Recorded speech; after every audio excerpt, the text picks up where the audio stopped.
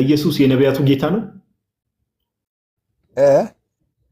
ኢየሱስ የነቢያቱ ጌታ ነው። የነቢያቱ ጌታ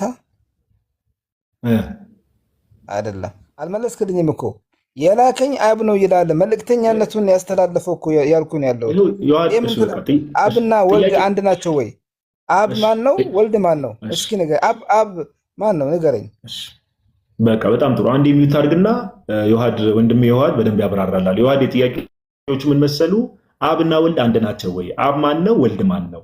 መጽሐፍ ቅዱስ ላይ ከአብ ተልኬ መጣው ከአብ ወጥቼ መጣው ብሎ በተደጋጋሚ ተናግሯል። ይሄ ደግሞ መልእክተኛ ነብይ መሆኑን ነው የሚያሳየው የሚሉ ነገሮችን ተናግሯልና ዮሐድ እነዚህን ሐሳቦች አጠር ባለ መልኩ እስቲ አዲስ አድርግለት። ኑረ ለአንተም በደንብ ልብን ከፍተህ ለመስማት ሞክር። ቀጥል ዮሐድ። ተዋህዶ ስንል መለኮት ከስጋና ከነፍስ ጋር ፍጹም ተዋህዶ ስላለ ስለዚህ ጌታችን ኢየሱስ ክርስቶስ በሚሰቀልበት ሰዓት ላይ ኮሜንት ላይም እያለች ነውና ህመም ይሰማው ነበር ወይ?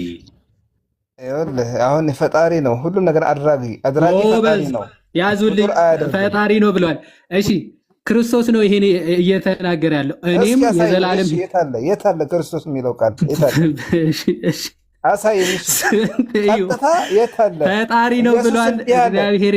ቆይ ሚዩት አድርግ። ዶን መንፈሳ ነው ኢየሱስ እንዲያለ ያለው ክርስቶስ እንደሆነ ላሳይ ላሳያል።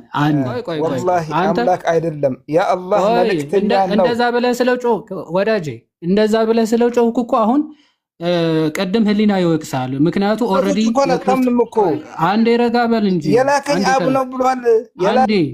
አንዴ ሳትጮህ አውራ። ኦልሬዲ መሰከርክ። ባይዘዌ አንዳንዴ በቃ መንፈሱ ይረበሻል። ታውቃላችሁ የክርስቶስን አምላክነት ከመሰከረ በኋላ የሚከተለው መንፈስ ማኒፌስት ማድረግ ይጀምራል። ማይ ብራዘር መንፈስ ቅዱስ ጸፍቶ አንደበት ከፍቶ ያናገራል። ይህንን የተናገረው አምላክ ነው ወይስ አይደለም ስትባል ቀጥታ ትክክል አምላክ የሆነ ነው የሚናገረው ብላል። ከዛ ማን የተናገረው ግን? ኢየሱስ ክርስቶስ። መለኮት ተዋህዶ ስንል መለኮት ከስጋና ከነፍስ ጋር ፍጹም ተዋህዶ ስላለ ስለዚህ ጌታችን ኢየሱስ ክርስቶስ በሚሰቀልበት ሰዓት ላይ ኮሜንት ላይም እያለች ነውና ህመም ይሰማው ነበር ወይ? መልሱ አዎ እንዴ በደንብ ነው እንጂ የሚታመመው። ባህሪያቶች ወይም ደግሞ ፕሮፐርቲስ ኦፍ ኔቸር የሚባሉት ፈጽሞ አልጠፉም። ያለመጠፋፋት ያልነው እኮ እሱ ነው። የመለኮት የስጋ አሁን ሲራብ ክርስቶስ እንደው እያስመሰለ ነው። እሱ ከሆነ ምንፍቅና ነው። ምክንያቱ የግኖስቲኮች ምንፍቅና አለ። ክርስቶስ ሰውነቱ እንደው ያዘው እንጂ የምርም አልታመመም አልተሰቃየም ካልን እንደው ማስመሰል ነው። የሰራው ስራ ሁሉ ማስመሰል ያስብለዋል። ክብር ምስጋና ለስም አጠራሩ ይሁንና ጌታችን እያንዳንዱ የተቀበላቸው መከራዎች፣ ህመሞች ሁሉ እንዴ ሰው እንደመሆኑ እኮ ፍጹም ሰውነቱ አልጠፋም። ያለመጠፋፋትም ያልነው እሱ ነው እና መታመሙ፣ መሰቃየቱ፣ መገረፉ ይሄ ሁሉ በደንብ ይሰማው ነበር። ኦኬ በደንብ ይሰማው ነበር። ለምሳሌ ነፍስ አትገረፍም አትታመምም። ይሄ የስጋ ስቃዮች ምናምን የሚባሉት እኮ ነፍስን አይመለከታትም እኮ አያማትም እኮ ነፍስ እንደዚህ መሰቃየት ምናምን የሚባል እኮ የለም። ነገር ግን አንድ ሰውን በደንብ አንድ ሰው ነፍስ ከስጋ ጋር በተዋሃደ ጊዜ ብትመቱት ያመዋል አይደል? ይሰቃያል። ሪልም መሰቃየት ብትወጉት ያመዋል፣ ደም ይፈሷል ምናምን። ነፍሱ ከተለየች በኋላ ግን ለምሳሌ ነፍስ ቢለየው ስጋ ብቻ ቢሆን አሁን የሚታመመው እኮ ስጋ ነው። ነፍስ እኮ እንደዚህ መታመም ምናምን እኮ የላትም። ግን ከሰውነቱ ጋር በፍጹም ስትዋሃድ ስጋውን ቢመታ ይታመማል፣ ስጋው ቢወጋ ይታመማል፣ ይሰቃያል። ነፍስ የተለየችው ሬሳ ስጋ ብቻ ቢሆንስ ብትወጉት ይሰማዋል? አይሰማውም።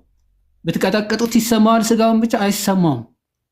ልክ እንደዚያ የክርስቶስ ሰውነት መለኮት ተዋሃደው ማለት ፕሮፐርቲስ ኦፍ ሂማኒቲ ወይም ደግሞ የሰውነቱ ባህሪያት ፈጽሞ ያራቃቸው ያጠፋቸው በፍጹም አይደሉም ማለት ነው። ለዛ እኮ ትንቢተ ኢሳይያስ ምዕራፍ 53 ከቁጥር 1 ጀምረን ብንመለከት ምን ይላል? የሰማነው ነገር ማን አምነዋል? የእግዚአብሔርስ ክንድ ለማን ተገልጧል? በፊቱ እንደ ቡቃያ ከደረቅ መሬት እንደ ሳር አድጓል። መልክና ውበት የለውም፣ ባየነውም ጊዜ እንወደው ዘንድ ደምግባት የለውም ካለ በኋላ የተናቀ ከሰውም የተጠላ የሕማም ሰው ደዌንም የሚያውቅ ነው ይላል። የታመመው የሕማም ሰው ይለዋል። አዎ ታሟል ጌታችን በደንብ ደዌንም የሚያውቅ ነው ይላል። ካልታመመ ደዌ አያውቅም ማለት ክርስቶስ ሎቱ ስብሐትና ታሟል። አፍኮርስ ከዛ በኋላ ሰውም ፊቱን እንደሚሰውርበት የተናቀ ነው እኛም አላከበር ነው ይላል። በእውነት ደዌያችንን ተቀበለ ሕመማችንም ተሸክሟል። እኛ ግን እንደተመታ በእግዚአብሔርም እንደተቀሰፈ እንደተቸገረም ቆጠር ነው። እርሱ ግን ስለ መተላለፋችን ቆሰለ፣ ስለ በደላችንም ደቀቀ። የደህንነታችንም ተግሳጽ በእርሱ ላይ ነበረ፣ በእርሱም ቁስል እኛ ተፈወስን። እኛ ሁላችን እንደ በጎች ተቅበዝብዘን ጠፋን፣ ከእኛ እያንዳንዱ ወደ ገዛ መንገዱ አዘነበለ፣ እግዚአብሔርም የሁላችን በደል በእርሱ ላይ አኖረ ይልና ቁጥር 7 በደንብ ተጨነቀ ተሰቃየም አፉንም አልከፈተም ይላል። አዎ ተሰቃይቷል። አዎ ተጨንቋል። የኛ ጌታ የምርም መጨነቅ ነው፣ የምርም መሰቃየት ነው፣ የምርም መቁሰል ነው።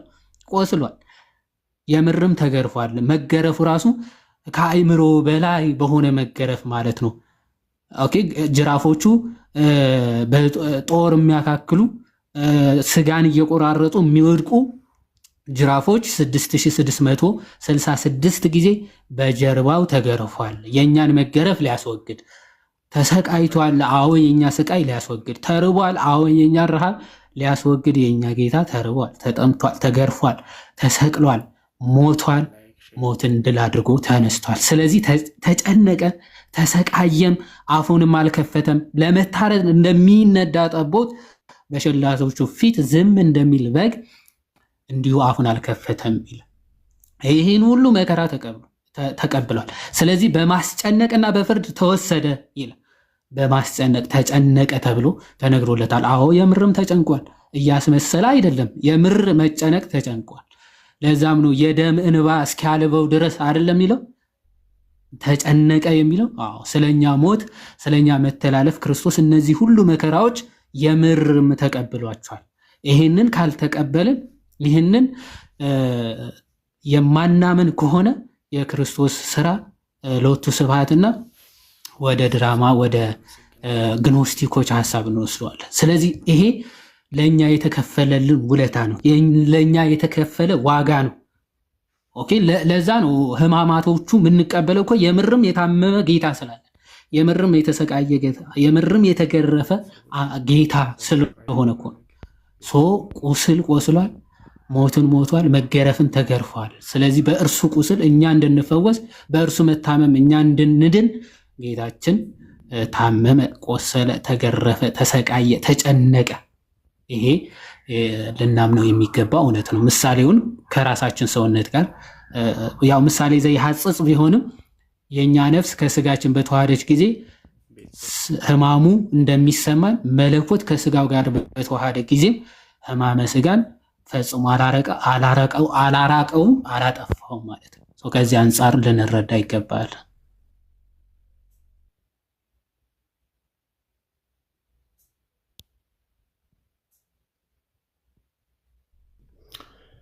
ቃል ታሰማለን። ዮሐዲ በጣም ደስ የሚል ማብራሪያ ነው። እህታችን ተመልሶልሻል ብዬ ተስፋ አደርጋለሁ። ወንድሞቼ አመሰግናለሁ። ቃል ሕይወት ያሰማልን። ዮሐዴ በደንብ ተመልሶልኛል። ያው ውስጤ ላይ ትንሽ እንትን ስላለኝ ነው አውጥቼ የተናገርኩትን በፈራ ነበር ይህን ጥያቄ ለመጠየቅ ማለት ነው። ኦርቶዶክስ እንደመሆኔ በጣም አመሰግናለሁ። ሌላ አንድ ጥያቄ ሌላ ቀን ጠይቃለሁኝ። ለሌሎች ቦታ ልልቀቅ። እሺ እህታችን እንደዚህ ጥያቄ ምናምን የሚፈጥርብሽ ነገሮች ካሉ እየመጣሽ ጠይቂ። እሺ በርቺ። እንዲህ ክርስቲያኖች ቤት እየመጣሽ ኦርቶዶክሳውያን ቤት እየመጣሽ ጠይቂ። በርቺ። እግዚአብሔር ካንቺ ጋር ይሁን። አሜን። ወንድሞቼ አመሰግናለሁ። ቃል ሕይወት ያሰማልን። እሺ እናመሰግናለን። ዮሐዲ ደስ ይላል። ደስ የሚል ማብራሪያ ነው። እንደሚባለው አባቶች ምን ይላሉ? የክርስቶስ ኢየሱስን አምላክነት መካድ ምንፍቅና ነው። ኦኬ፣ ክርስቶስ ኢየሱስ የባህሪ አምላክ እንደሆነ መካድ ምንፍቅና ነው። ኢየሱስ ክርስቶስ ሰውነቱን መካድ ምንፍቅና ነው። ኦኬ፣ የምርን መከራን አልተቀበለም፣ የምርን ስቃይን አልተቀበለም፣ የምር አልታመመም፣ አልተራበም፣ አልተጠማም። እነዚህ ነገሮችን የምር ጌታችን ኢየሱስ ክርስቶስ ኤክስፒሪየንስ አላደረጋቸው ማለት ባይተሰልፍ ምንፍቅና ነው። ምንፍቅና ነው። ኦኬ ሰው አልሆነም እንደማለት ነው እና የባህሪ አምላክነቱን መካድ ምንፍቅና ነው። ጌታችን ኢየሱስ ክርስቶስ ፍጹም አምላክነቱን መካድ ምንፍቅና ነው። ፍጹም ሰውነቱን ደግሞ አዘሴም ታይም መካድ ምንፍቅና ነው። ኦኬ ለምን ጌታ እንደተናገረው እኔ የዳዊት ዘርና ስርና ዘር ነኝ ብሎ ስለተናገረ። እሺ ኮሜንት ላይ አንድ ጥያቄ አይቼ ነበረ። እሱን ጥያቄ አድሬስ ለማድረግ እሞክራለሁ። ሌሎች ሰዎች ጥያቄ ያላችሁ ሰዎች እንዳልኳችሁ አንድ ቁጥር ምናምን መጻፍ ትችላላችሁ። የክርስቶስ ኢየሱስ አምላክነት ላይ ጥያቄ ያላችሁ ሰዎች ማለት ነው። ወደ ሮሜ ሰዎች ምዕራፍ 1 ቁጥር 8 ኦኬ ወደ ሮሜ ሰዎች ምዕራፍ 1 ቁጥር 8 ላይ እንደው ሐሳብ ቢሰጥ የሚል ነገር ተመልክቻለሁና ወደ ሮሜ ሰዎች ምዕራፍ 1 ቁጥር 8 ላይ እንዲህ ይላል፣ እምነታችሁ በዓለም ሁሉ ስለተሰማች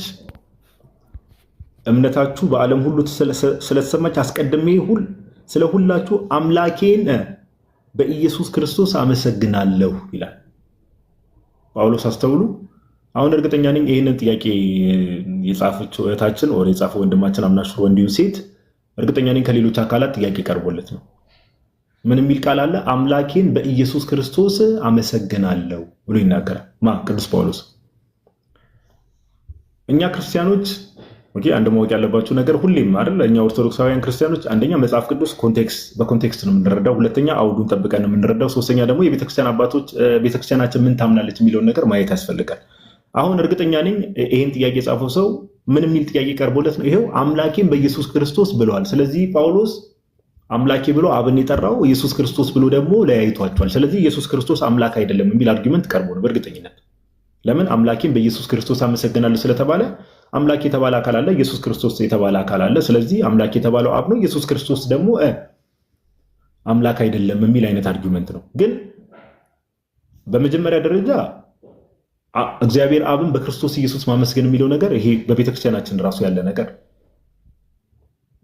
ኦኬ፣ በቤተክርስቲያን ያለ ነገር ነው። ኢቭን በስም የምትጠይቁትን ብሎ ጌታ ለምሳሌ ቤተክርስቲያናችን ስለ አንድ ልጅ ብላ እግዚአብሔር አብን ትማጸናለች። ስለ አንድ ልጅ ስለ ጌታችን ስለ ኢየሱስ ክርስቶስ ብላ እግዚአብሔር አብን ትማጸናለች። ኦኬ በልጁ ወይ ደግሞ በጌታችን በኢየሱስ ክርስቶስ በኩል አብን ማመስገን እግዚአብሔርን ማመስገን በፍጹም ክርስቶስ ኢየሱስ አምላክ አይደለም አያስብልም። በፍጹም አያስብልም። አያችሁ፣ እንደዚህ አይነት ፋለሲ የሚሰሩባቸው እዚህ ጋር አምላኬ ተብሏል፣ እዚህ ጋር ኢየሱስ ክርስቶስ ተብሏል። ስለዚህ ኢየሱስ ክርስቶስ አምላክ አይደለም። ግን ሮሜ መጽሐፍን የሮሜ መልእክትን የቅዱስ ጳውሎስን ሮሜ 9:5 ሁላችሁም የምታውቁት ጥቅስ አለ። ጳውሎስ እዚሁ የሮሜ መልእክት ላይ ለሮሜ ክርስቲያኖች በጻፈው መልእክት ላይ ቃል በቃል ክርስቶስ ኢየሱስን ለዘላለም የተባረከ አምላክ ብሎ ጠርቶታል። ኢቨን ሁላ ሮሜ ምዕራፍ 1 ላይ ወደ ሮሜ ሰዎች ምዕራፍ 1 ላይ ቅዱስ ጳውሎስ እንዲህ ብሎ ነው የሚጀምረው፣ ሐዋርያ ሊሆን የተጠራ የኢየሱስ ክርስቶስ ባሪያ። ሲጀምር ራሱ ጳውሎስ የማን አገልጋይ ነው? የክርስቶስ አገልጋይ ነው። ቅዱስ ጳውሎስ የማን ባሪያ ነው? የኢየሱስ ክርስቶስ ባሪያ። አያችሁ፣ ራሱ ለክርስቶስ ኢየሱስ ተገዢ አድርጎ የኢየሱስ ክርስቶስ ባሪያ ነኝ ብሎ ነው ጳውሎስ መልእክቱን ራሱ የሚጀምረው። ስለዚህ ጳውሎስ የኢየሱስ ክርስቶስ ባሪያ ነኝ ብሎ ሲናገር እሱ ብቻ አይደለም፣ ሌሎች ሐዋርያትም ይናገራሉ። ክርስቶስ ኢየሱስ ያለውን ቦታ አንደርስታንድ እንድታደርጉት። ለምን የክርስቶስ ኢየሱስ ባሪያ ነኝ ብሎ ነው የሚጀምረው። ከዛ ባለፈ ሮሜ ምዕራፍ 9 ቁጥር 5 ሄዳችሁ ብትመለከቱ ኢየሱስ ክርስቶስ ለዘላለም የተባረከ አምላክ እንደሆነ ጳውሎስ ተናግሯል። ሜቢ ጥቅሱን ማንበብ አስፈላጊ ከሆነ እናንብበው። ኦኬ። ስለዚህ አብን በኢየሱስ ክርስቶስ ማመስገን ይሄ ቤተክርስቲያን ትምህርት ነው። ይሄ ማለት ግን ክርስቶስ ኢየሱስ ክርስቶስን አምላክነቱን በፍጹም ወይ አምላክ አይደለም አያስብልም በፍጹም።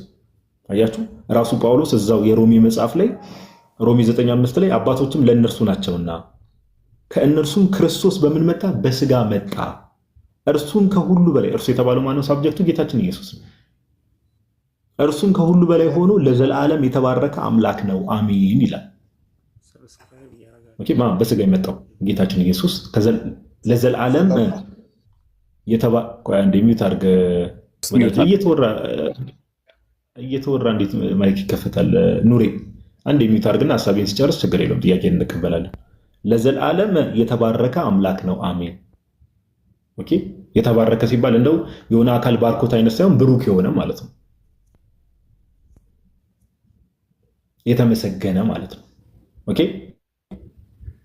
እና ከዚህ አንጻር የሮሜ ጸሐፊ ቅዱስ ጳውሎስ ሮሜ 9 ላይ ክርስቶስ ኢየሱስ አምላክ እንደሆነ ይናገራል። መግቢያው ላይ የኢየሱስ ክርስቶስ ባሪያ ነኝ ብሎ ነው የሚጀምረው። ከዛ ባለፈ አምላኬን በኢየሱስ ክርስቶስ አመሰግነዋለሁ ብሎ ቢናገር አብም በክርስቶስ ኢየሱስ አመሰግናለሁ ብሎ ቢናገር ይሄ የቤተክርስቲያን ትምህርት ነው። ኦኬ ኢቨን መዝሙሩ ላኩ አለን አይደል? አባቶይ በምትወደው አባቶይ በአንድ ልጅ የሚል በጣም ደስ የሚል መዝሙር አንድ መዝሙር አለ። በኋላ እንሰማዋለን አስፈላጊ ከሆነ።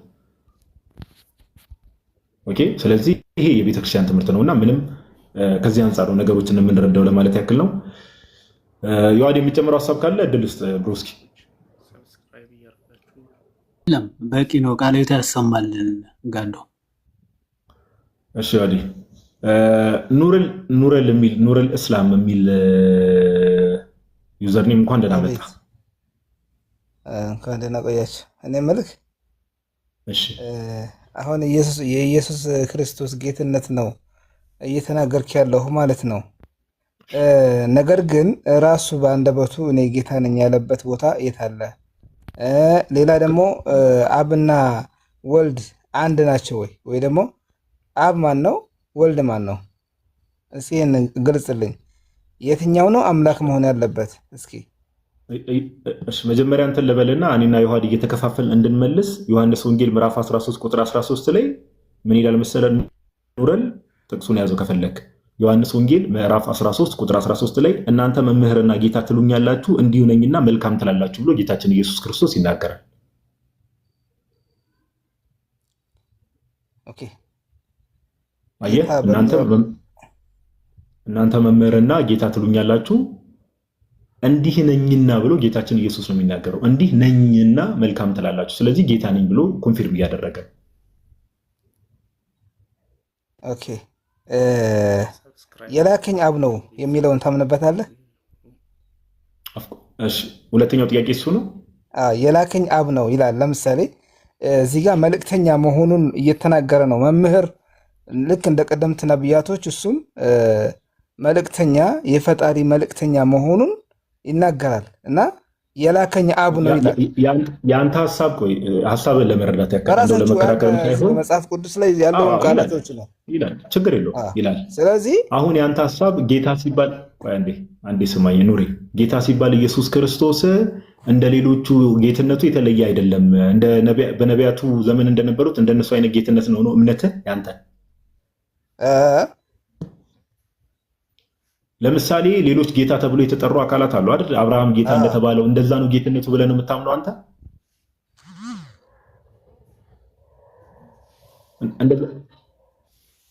ኑረል እንደዛ ነው እምነትህ?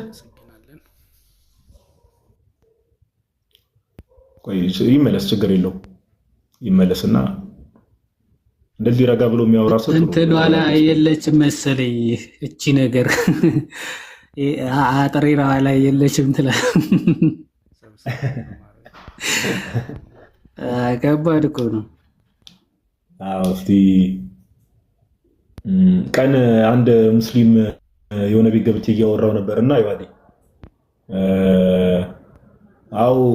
ቆይ ትሰማዋለህ። ሜቢ ወንድማችን ከተመለሰ የወንድማችንን ሀሳብ እዚህ ነገር ላይ እንመልከት። እስከዛ ድረስ ጋይስ የክርስቶስ ኢየሱስ አምላክነት ላይ ጥያቄ ያላችሁ፣ ክርስቶስ ኢየሱስ የባህሪ አምላክ አይደለም፣ የሁሉ ፈጣሪ የሁሉ ጌታ አይደለም ብሎ የሚያምን ሰው ካለ ሙስሊም ሊሆን ይችላል፣ ኦንሊ ጂሰስ ልትሆኑ ትችላላችሁ፣ ዩኒታሪያን ልትሆኑ ትችላላችሁ፣ ገስት መላክ ትችላላችሁ። ሜቢ ዩኒታሪያን የሚባሉትን ሜቢ አዲስ ስም ሊሆንባችሁ ይችላል። የምታውቋቸው የክርስቶስ ኢየሱስ ህልውና የጀመረው ከድንግል ማርያም ሲወለድ ነው ብሎ የሚያምኑ። እሺ ወንድማችን ተመለስክ? መጣ። እሺ ለምሳሌ ኢየሱስ ጌታ ነው ሲባል እነ አብርሃም ጌታ ተብለው እንደተጠሩት ነው ብለን የምታምነው አንተ? እንደዛ ነው በቃ። ጌታ ሲባል በነገራችን ላይ አምላክን አያሲዝም። አንዳንድ ቦታ ላይ ጌታ ለምሳሌ አንድ ሰው ባሪያ የገዛ ሰው ጌታ ይባላል። ያ ማለት ቀጥታ አምላክ ነው ማለትን አይደለም ያስይዘው። እና ይሄ ነገር እንዴት ታየዋለህ? አንድ ጥያቄ ልጠይቅህ። እሺ ችግር የለውም። እዛ ላይ ልጠይቅህ። ኢየሱስ የነቢያቱ ጌታ ነው? ኢየሱስ የነቢያቱ ጌታ ነው? የነቢያቱ ጌታ አይደለም። እሺ አንድ የመጽሐፍ ቅዱስ ክፍል ላንብብልህ። በደንብ አዳምጠኝ እሺ። በደንብ ተከታተለኝ። ድምጽ ይሰማል አይደል? ማቴዎስ ወንጌል ምዕራፍ 22 ላይ ማቴዎስ ወንጌል ምዕራፍ 22 ታች ያላችሁ ሰዎችን በደንብ ስሙ፣ በደንብ አዳምጡ እሺ። ማቴዎስ ወንጌል ምዕራፍ አሁን እያወራን ያለ ነው አምላክ የሚለው ቃል ምናምን ብዙ ቦታ አለ። አሁን እያወራን ያለ ነው ስለ ጌትነት ነው። ታች ያላችሁ ሰዎች በደንብ ስሙ እና የማይጠቅም ነገር ኮመንት አትጻፉ። ማቴዎስ ወንጌል ምዕራፍ 22 ላይ ከቁጥር 41 ጀምሮ እንደዚህ ይላል። በደንብ ስማኝ። ፈሪሳውያንም ተሰብስበው ሳለ እሺ ኢየሱስ ስለ ክርስቶስ ምን ይመስላችኋል? የማንስ ልጅ ነው ብሎ ጠየቃቸው። ኢየሱስ ስለ ክርስቶስ ምን ይመስላችኋል? የማንስ ልጅ ነው ብሎ ጠየቃቸው። የዳዊት ልጅ ነው አሉት። እርሱም እንኪያስ ዳዊት ብሎ ጌታችን ኢየሱስ ክርስቶስ መዝሙር 110ን ጠቀሰና ጌታ ጌታዬን ጠላቶችን የእግር መረገጫ እስካደርግልህ ድረስ በቀኝ ተቀመጥ አለው ሲል እንዴት በመንፈስ ጌታ ብሎ ይጠራዋል ብሎ ተናገረ። ኦኬ ዳዊትስ ጌታ ብሎ ከጠራው እንዴት ልጁ ይሆናል አላቸው። አንድ ቃል እንኳን ይመልስል ዘንድ አልተቻለም። ከዚያ ቀን ጀምሮ ወደፊት ማንም ሊጠይቀው አልደፈረም ይላል። ስለዚህ አሁን በዚህ በመጽሐፍ ቅዱስ ክፍል መሰረት ማቴዎስ ወንጌል ምዕራፍ 22 ቁጥር 43ን ስታነብ ዳዊት ኢየሱስን በመንፈስ ጌታ ብሎታል አላለው? በነገራችን ላይ እኔ እዚህ መጽሐፍ ቅዱስ እንትኖች ላይ አንዳንድ እንትኖች ላይ ነው ያጠናሁት። አጥንቼ እኔ ደርስበታለሁ፣ በእርግጥ አውቀዋለሁኝ። አንዳንድ ነገር ግን በነጥብ ያዝኩት ነገር አለ። መጽሐፍ ቅዱስን አላነበብኩትም። እኔ ስላላነበብኩት በአንቀጽ አንስቼ አሁን ልከራከራለሁ። ነገር ግን ፍሬ ቃሉ ማለት ነው። አሁን አንዳንድ ቃላቶች እሱን እኮ ነው ልመጣልህ። አንዴ ቆይ ኑረል፣ አንዴ ስማኝ። አይ ያቋረጥኩ አይደለም። አሁን እኔ የጠየቅኩት ጥያቄ ነበረ። ልክ መጽሐፍ ቅዱስ ጥቅስ አምጥቼልህ የእግዚአብሔር ቃል ምን ይላል የሚለውን ሳነሳልህ አሁን ባነበብኩልህ ጥቅስ መሰረት ዳዊት ኢየሱስን ጌታ ብሎ ጠርቶታል ወይ በመንፈስ? እንጀሱን አላውቅም። አሁን አነበብኩልህ እኮ ይሄ መጽሐፍ ቅዱስ ላይ ማቴዎስ። በኋላ ችግር የለውም። አሁን እኔ አላስጨንቅም። ከፈለክ ከወጣም በኋላ ማንበብ ትችላለህ። ነገር ግን መጽሐፍ ቅዱስ ምን ይላል መሰለ? ማቴዎስ ወንጌል ምዕራፍ 22 ቁጥር 43 እና 44 ላይ እርሱም እንኪያስ ዳዊት ጌታ ጌታዬን ጠላቶችን የእግር መረገጫ እስካደርግልህ ድረስ በቀኝ ተቀመጣለሁ ሲል እንዴት በመንፈስ ጌታ ብሎ ይጠራዋል አለ። አየህ፣ ዳዊት ጌታችን ኢየሱስን ጌታ ብሎ ጠርቶታል። ዳዊት እስልምና የነቢያቱ ሃይማኖት ነው አይደል? ኑረል የነ ዳዊት ሃይማኖት ማለት ነው እስልምና አይደል? የሁሉም። ስለዚህ ዳዊት ኢየሱስን በመንፈስ ጌታ ብሎ ከጠራው አንተ ሙስሊም ነህ፣ ኢየሱስን ጌታ ብለህ ትጠራዋለህ? አልጠራውም። ስለዚህ ጎበዝ። አሁን አንዴ ሚዩት አድርግሽ። እሺ አንዴ ሚዩት አድርግና ስማ። ታች ያላችሁ ሰዎች በደንብ ስሙ፣ በደንብ ስሙ፣ በደንብ አስተውሉ። አሁን የተሰራውን ነገር በደንብ እንድታስተውሉ። ኦኬ ወንድማችን ምን አለ? ዳዊት በመንፈስ ኢየሱስን ጌታ ብሎ ጠርቶታል። መዝሙር 110 ላይ ከዛ ጌታችን ኢየሱስ እሱን ጠቅሶ ዳዊት በመንፈስ እንዴት ጌታ ብሎ ይጠራዋል አለ። ዳዊት በመንፈስ ጌታ ብሎ ጠርቶታል። እስልምና የነቢያቱ ሃይማኖት ነው ይባላል። የነቢያቱ ሃይማኖት ከሆነ ደግሞ ኢየሱስ ዳዊት እንግዲህ ከነቢያት አንዱ ነው ተብሎ ስለሚታሰብ ነቢያቱ ኢየሱስን ጌታ ብለው ጠርተውታል በመንፈስ። ለምን አጠራም አንተ ትጠራለህ ብዬ ስጠይቀው እኔ ኢየሱስን ጌታ ብዬ አልጠራም ማለት። በደንብ አስተውሉ፣ በደንብ አስተውሉ። ስለዚህ ይሄ እስልምና የነቢያቱ ሃይማኖት ነው የሚለው ነገር እዚህ ጋር ሲመታ ታያላችሁ። እዚህ ጋር ጥጉን ሲይዝ። ሁለተኛ ጌታ የሚለው ቃል ችግር የለውም ገዢነቱን ነው የሚያሳየው፣ እንዲህ ማለት ነው የሚያሳየው፣ ምንም ችግር የለውም ሌሎችም ተጠርቷል ይሉና አንተ ግን ጌታ ብለህ ተጠራዋለህ ተብሎ ሲጠየቅ ወንድማችን ኑረል ግን አልጠራውም ማለት። ስለዚህ ይህ ለቃሉም ታማኝ አይደለም፣ መጽሐፍ ቅዱስ ላይ ለተገለጠውም ነገር ታማኝ አይደለም። ከዛ ባለፈ ሌሎች አካላትም ጌታ ተብሎ ተጠርቷል። ስለዚህ ጌታ መባል ችግር የለውም ማለት። ነገር ግን አንተ ጌታ ብለህ ተጠራዋለህ ተብሎ ሲጠየቅ አልጠራውም ብሏል። ስለዚህ እምነቱን በግልጽ አድርጎ ነግሮናል። ነገር ግን በዚህ ውስጥ ያሳየ ነገር እስልምና የነቢያቱ ሃይማኖት ነው የሚለው ነገር ፌክ ነው ማለት ነው። እሺ ኑረል፣ ሌላ ጥያቄ ካለ ከዮሐድ ጋር መቀጠል ይችላል። ዮሐድ ይቀጥሉ፣ ብቻዬን እንዳላወራ ረዥም እዚህ ጋር ማለት ነው።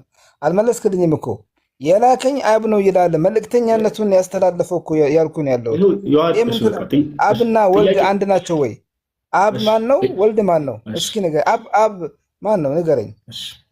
በቃ በጣም ጥሩ። አንድ የሚዩት አድርግና ዮሐድ ወንድሜ ዮሐድ በደንብ ያብራራላል። ዮሐድ የጥያቄዎቹ ምን መሰሉ? አብና ወልድ አንድ ናቸው ወይ? አብ ማን ነው? ወልድ ማን ነው? መጽሐፍ ቅዱስ ላይ ከአብ ተልኬ መጣው ከአብ ወጥቼ መጣው ብሎ በተደጋጋሚ ተናግሯል። ይሄ ደግሞ መልእክተኛ ነብይ መሆኑን ነው የሚያሳየው የሚሉ ነገሮችን ተናግሯል። እና ዮሐድ እነዚህን ሀሳቦች አጠር አጠር ባለ መልኩ እስቲ አድሬስ አድርግለት። ኑረል አንተም በደንብ ልብህን ከፍተህ ለመስማት ሞክር። ቀጥል ዮሐድ ብሮስቲ። እሺ ቃለ ታሰማልን ጋዲ። አሁን መጽሐፍ ቅዱስ እንደሚቀበሉ መጽሐፍ ቅዱስ እኮ ጌታ ሲለው ከነቢያት እንደ አንዱ ወይም ሌሎቹ ጌታ በተባሉበት አውድ ነው ይላሉ። ዝም ብሎ ሲባል ስለሰሙ ማለት ነው። ክርስቶስ ግን ጌታ ሲባል ባይዘወይ ሌሎቹ እንደተባሉት ሳይሆን ኦኬ የክርስቶስ ጌትነት የዘላለም ሕይወት ጌትነቱን መመስከር የዘላለም ሕይወትን የሚያሰጥ ነው። እሱን ሮሜ መልእክት ምዕራፍ 10 ላይ ሄዳችሁ ብትመለከቱ ኢየሱስ ጌታ እንደሆነ ብታምን በልብ ብታምን በአፍህ ብትመሰክር ትድናለህና ብሎ በግልጽ ይናገራል። ሌሎቹ ጌታ በተባሉበት አውድ በፍጹም የክርስቶስ አይደለም። የክርስቶስ ጌትነት ማመንና መመስከር የዘላለም ሕይወትን ያሰጣል። አንድ ክርስቶስ ምንም ጌታ የተባሉ ብዙ ቢኖሩ እሱ ግን የነዛ የጌቶች የተባሉ ሁሉ ጌታቸው ነው። ኦኬ ራእይ ምዕራፍ 17 ከቁጥር 14 ላይ እንዲህ ይላል፣ እነዚህ ይላል በጉን ይወጋሉ አለ። በጉም የጌቶች ጌታና የነገስታት ንጉስ ስለሆነ እነርሱን ድል ይነሳል። ስለዚህ በጉ ምንድነው? የጌቶች ሁሉ ጌታ ኦማር ሚዛርጋ የነገስታትም ንጉስ ነው። ጌቶች የተባሉ ምንም ቢኖሩ የእነርሱ ሁሉ ጌታቸው ክርስቶስ ነው።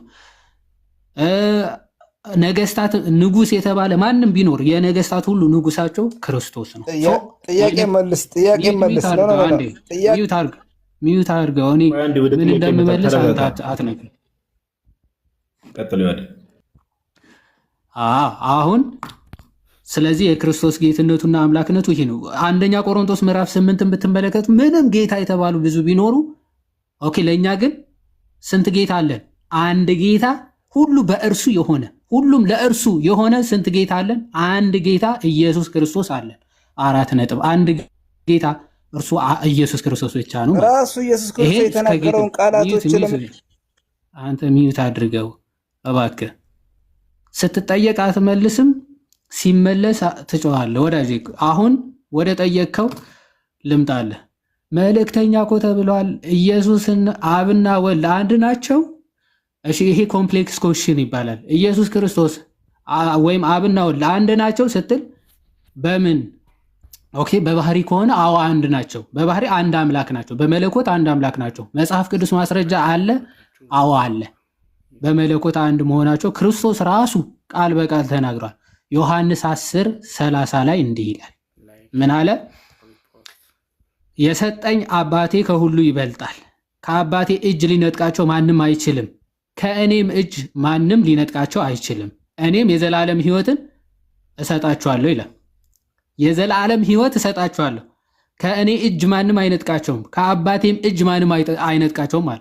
ስለዚህ አብም የዘላለም ሕይወት ይሰጣል፣ እኔም የዘላለም ሕይወት እሰጣለሁ አለ።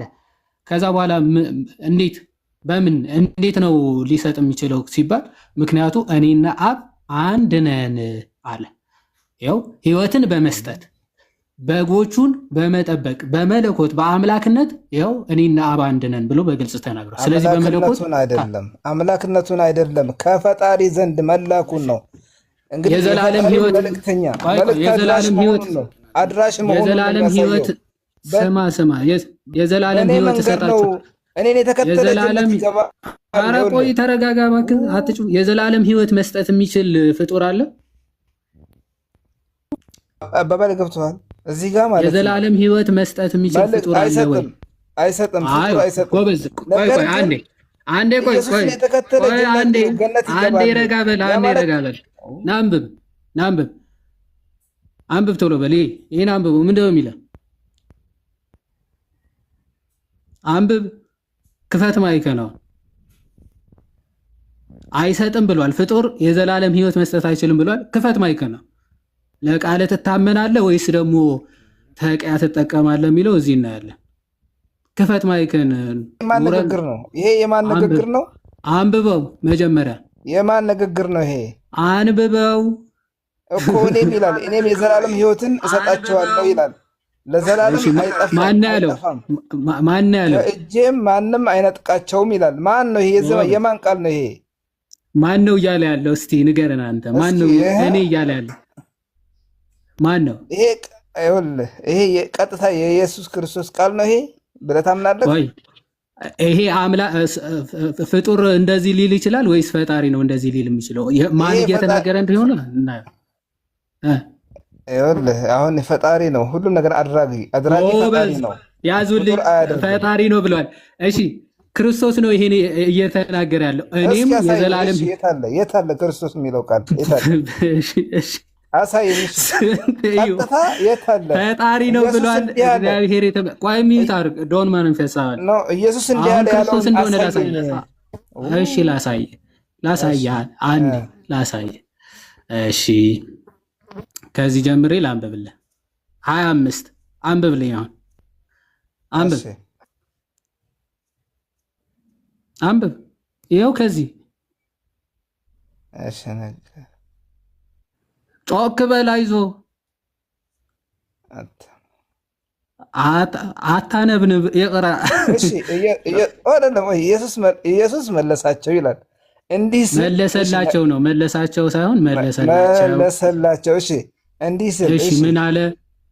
ነገርኋቸው ይላል። እሺ አታምኑም? ነገርኳችሁ።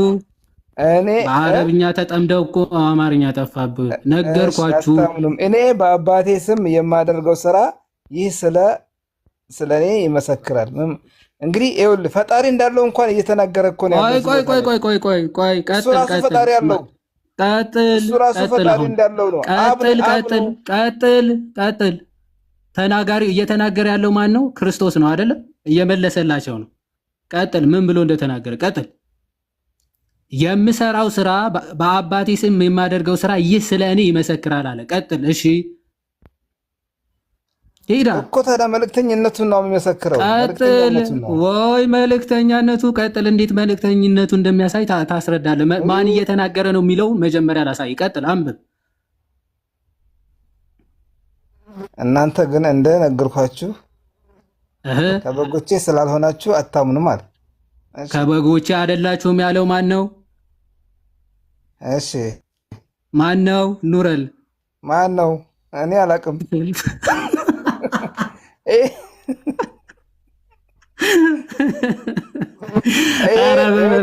ማን ነው እየተናገረ ያለው? ማን ነው እየተናገረ ያለው? ማን እዚህ ጋር 25 ላይ ማን አላቸው ነው የሚለው? እሺ አይደለም። ይሄ ቀጥታ ብራዘር ይበቃል፣ ባይዘው ይበቃል። ኦልሬዲ ዩ ኮንፌስ ዳት ክራይስት ኢዝ ጋድ፣ ክርስቶስ አምላክ ነው ብለህ ተናግረሃል። ምክንያቱ እኔም የዘላለም ህይወት ቆይ አንተ አምላክ አይደለም ያ አላህ መልእክተኛ ነው። እንደዛ ብለህ ስለጮህ ወዳጄ፣ እንደዛ ብለህ ስለጮህ እኮ አሁን ቀደም ህሊና ይወቅሳል። ምክንያቱ ኦልሬዲ አንዴ ረጋ በል እንጂ የላከኝ አብ ነው ብሏል። አንዴ ሳትጮህ አውራ። ኦልሬዲ መሰከርክ። ባይዘው አንዳንዴ በቃ መንፈሱ ይረበሻል። ታውቃላችሁ፣ የክርስቶስን አምላክነት ከመሰከረ በኋላ የሚከተለው መንፈስ ማኒፌስት ማድረግ ይጀምራል። ማይ ብራዘር፣ መንፈስ ቅዱስ ጸፍቶ አንደበት ከፍቶ ያናገራል። ይህንን የተናገረው አምላክ ነው ወይስ አይደለም ስትባል ቀጥታ ትክክል አምላክ የሆነ ነው የሚናገረው ብላል። ከዛ ማን የተናገረው ግን? ኢየሱስ ክርስቶስ። ምክንያቱስ ምን አለ? እናንተ ግን እንደነገርኳችሁ ከበጎቼ ስላልሆናችሁ አታምኑም ይላል። ክርስቶስ ምን ይላል መሰለ? የሚያምኑትን በጎቼ፣ የማያምኑ ፍየሎች እያለ ይጠራቸዋል። በጎቼ የእሱ ፍጥረቶች ማለት ነው። የእሱ አማኞች በጎቼ ይላቸዋል። እሱ እረኛቸው ስለሆነ። ምክንያቱ በብሉይ ኪዳን መልካም እረኛ እግዚአብሔር ነው ተብሎ ተጠርቷል። ያ መልካም እረኛ እኔ ነኝ እያለ ነው ክርስቶስ። ስለዚህ ከበጎቼ ስላልሆናችሁ ግን ከበጎች ካልሆኑ አያምኑም በክርስቶስ። ስለዚህ በጎቼ ድምፅህን ይሰማሉ፣ እኔም አውቃቸዋለሁ፣ ይከተሉኝማል አለ። በጎቼ የሆኑ ምን ድምፄን ይሰማሉ፣ ከዛስ እኔም አውቃቸዋለሁ፣ ይከተሉኝማል፣ ይከተላሉ፣ እኔን ይከተላሉ አለ። ከዛ ክርስቶስስ እኔም የዘላለም ሕይወትን እሰጣቸዋለሁ፣ ለዘላለምም አይጠፉም፣ ከእጄ ማንም አይነጥቃቸውም። ክብር ምስጋና ለዚህ ታላቅ አምላክ ይሁን፣ የእርሱ በጎች ላደረገን። ይሄንን መስክርሃል። ቻው። ከዚህ በላይ ምንም አንፈልግም። ይኸው ራስን የመሰከረው አምላክ ፈጣሪ ይወለዳል። እንደው በጭንቅላታችን ሌላ ጥያቄ ነው። አይ ቲንክ ለዛሬ በቃል መሰለኝ። ይሄን ለመሰከረ በቃ ይበቃል። ወንድማችን ኑሪ ቆይ አንዴ። አሁን ፈጣሪ ይወለዳል፣ ፈጣሪ አምሳያ የለውም። ይሄ መፈክር እንደው ዝም ብሎ ፈጣሪ አይወለድም፣ ፈጣሪ አምሳያ የለውም፣ ይሄ መፈክር ነው። በእውቀት ሲወራ አሁን እንግዲህ አንተ እንደተናገርከው ባይዘው የስማርት ሰው ብትሆን ቅድም ዮሐዴ እንዳለ አንድ የተናገርከው ኮንፌሽን አለ። ፍጡር የዘላለም ሕይወትን ሊሰጥ አይችልም ብለህ ተናግራል። መጽሐፉ ደግሞ በግልጽ እኔ የዘላለም ሕይወትን እሰጣቸዋለሁ ብሎ ቃል በቃል ጌታ ተናግሯል። ስለዚህ ፍጡር አይሰጥም ብላል ቃል በቃል ኮንፌስ አድርጋል ክርስቶስ ኢየሱስ የባህሪ አምላክ እንደሆነና ስማርት ብትሆን ኑሪ እንደው ለራስ የምታስብ ብትሆን አሁን ቅድም እኔ የጠቀስኩልህ አሁን ዮሐዴ የነገረ ነገር አለ። ኦኬ ዮሐዴ ያሳየ ጥቅስ አለ። በደንብ ስማ። የዮሐንስ ወንጌል ምዕራፍ 10 ኑሩ። አንዴ ሚውት አድርገው አንዴ። ለምንድን ነው ቪዲዮ ያበራ ወዳጅ? እና ዮሐዴ ነገረ ዮሐንስ ወንጌል ምዕራፍ 10ን ትይዛለህ። ከዛ በኋላ ቅድም እኔ ያሳየው ካለ ማቴዎስ ወንጌል ምዕራፍ 21 ወር 22 ላይ ዳዊት ራሱ በመንፈስ ጌታ ብሎ ይጠራዋል ክርስቶስን። እና ይሄ ጥያቄ ሊፈጥርብህ ይገባል። ኦኬ ጥያቄ ፈጥሮብህ ከዛ በኋላ ይህንን ነገር ቆይ ቀደም እኮ አልከኝ ለአንብብ በደንብ አላጠናውም ብለኛል አይደለ? ከወጣ በኋላ ከዚህ ላይፍ ከወጣ በኋላ ወጥተህ በደንብ ቼክ ማድረግ ትችላለህ። እና እናመሰግናለን ለማንኛውም ስለመጣ ጥያቄዎችን በደንብ አድሬስ ስለተደረጉ እግዚአብሔር ያክብርልን ለማለት ያክል ነው። እሺ ማነው ቀድሞ የገባው? ኦመር ነው ወይስ ኑሩ ነው? ኑሩ አንተ ነህ? እሺ ኑሩ እንኳን ደህና መጣ። ቆያችሁልኝ። ሰላም ነው አለን፣ እግዚአብሔር ይመስገን። ሁሉ ሰላም፣ ሁሉ ሰላም አልሐምዱሊላህ። እሺ እንደው አንድ ነገር ያንተ መረዳትና አንዴ እሺ ቆይ ተሜል ሳቡ አንዴ ቆይ ተሜል ሳቡት አንዴ ቆይ ገፍቱን ኑሩ ከፈጣሪ ውጪ ነፍስን የሚቀበል አለ በአንተ እምነት?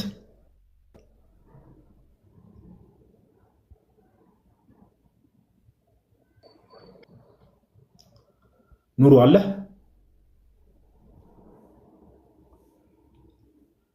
ኑሩ